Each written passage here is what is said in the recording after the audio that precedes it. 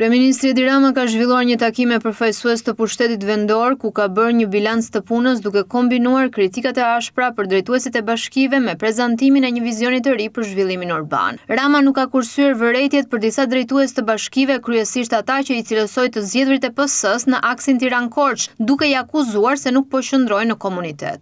Me një vërejtje për disa nga kryetarët e bashkive, nuk dua t'i përmend këtu emra, që janë bërë pak problem, po e them në mënyrë kështu të butë për komunitetin pasi nuk qëndrojnë në komunitet gjatë gjithë javës, por vinë në Tiranë edhe në ditët kur duhet jenë në krye detyrës atje.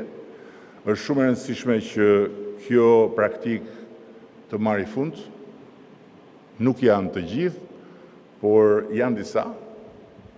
Ndërkohë që shembulli i ministrit aktual të pushtetit vendor, i cili vjen nga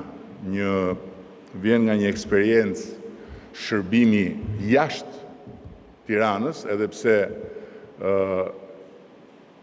shtëpinë e kishte dhe e ka në Tiranë, është një shembull që duhet ta kenë parasysh disa kryetarë që sot nuk dua t'i përmend me emër, por herën tjetër do duhet t'i përmend me emër dhe publikisht.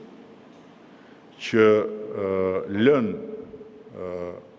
komunitetin dhe lën detyrën përpara se sa në fakt të vi ai që është momenti zyrtar i pushimit, që dhe aty ha diskutim kjo punë, dhe vinë Tiranë. Kjo gjë nuk është e justifikueshme dhe nuk është e pranueshme. Besoj që kam të gjithë mirëkuptimin tuaj për të adresuar një orë më parë këtë shqetësim. Nuk flas për ata të ish Partisë Demokratike, se ata mund të rrinë në shtëpi gjithë kohës, se si janë, si s'janë, prap ata janë. Por flas për të zgjedhurit e Partisë Socialiste në aksin Tiranë-Korç. Nuk e kam këtu për Soti Raqin, nuk e kam as për ministrin. Dakord? Për ta mbyllur me një buzëqeshje që uroj të jetë një buzëqeshje e ëmbël dhe mos kthehet në një buzëqeshje të hidhur. Në eventin për infrastrukturën nëntoksore në zonat urbane, Rama tha se qytetet duhen pastruar nga ato që i cilësoi fije plastike merimangash të një kohe tjetër, duke ju referuar rrëmujës së kabllove. Është tani më plotësisht e mundur që të pastrojmë qytetet tona nga gjithë ato fije plastike merimangash të një kohe e cila ka pasur pasojat e veta në vazhdën e një zhvillimi që po ashtu ishte i domosdoshëm, dhe faktikisht, siç e tregon edhe inventari i bërë, pjesa dërmuese e këtyre kabllove janë pa funksion. Janë pa funksion, por qëndrojnë aty tërësisht si një shenjë e harresës edhe e mungesës së vëmendjes. Kryeministri njoftoi se në 10 ditëshin e parë të korrikut do të lançojë zyrtarisht programin Rilindja Urbane 2.0 që synon të ndërhyjë në infrastrukturë, ujësjellës, kanalizimet dhe transportin urban. Përballë problematikave të qarkullimit në zona turistike, Rama tha se qeveria do të mbështesë krijimin e kapaciteteve të reja për parkime. Lançojmë publikisht në një konferencë të pushtetit vendor në 10 ditëshin e parë të korrikut. Bëhet fjalë për programin e ri kombëtar të Rilindjes Urbane 2.0, një program i cili po përgatitet nga institucionet dhe në dialog me bashkitë.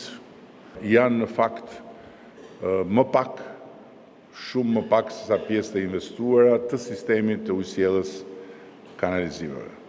Dhe pikërisht për këtë, programi do të adresoj nevojën për të bërë një ndërhyrje gjithëpërfshirëse dhe qëllimi është që të hymë në një fazë ku gjenerata e re e mjeteve të transportit publik e para tjetë tërësisht e gjelbër, pra flasim për autobus elektrik, të cilët kanë zero ndotje, gjë që është një tendencë tani më e përgjithshme në Europë. Pra do t'jetë qeveria së bashku me bashkitë që do të sigurojnë mjetet dhe bashkitë do të bëjnë administrimin e tyre. Do të mbështesim një program për të krijuar kapacitete më domethënëse për parkimet, sidomos në qytetet me intensitet lartë qarkullimi. Ministrat Enea Karakaçi dhe Ervin Demo prezantuan planin për modernizimin e infrastrukturës. Karakaçi njoftoi një investim për 110 milion eurosh mbështetur nga një grant 35 milion eurosh IBE-s për përmirësimin e rrjeteve të telekomunikacionit. Nga ana tjetër, Demo denoncoi rrezikun dhe ndotjen vizuale nga kablot ajrore, duke bërë me dije se në korrik nis zbatimi i planit për kalimin e tyre në infrastrukturën toksore përmes grupeve të përbashkëta të punës.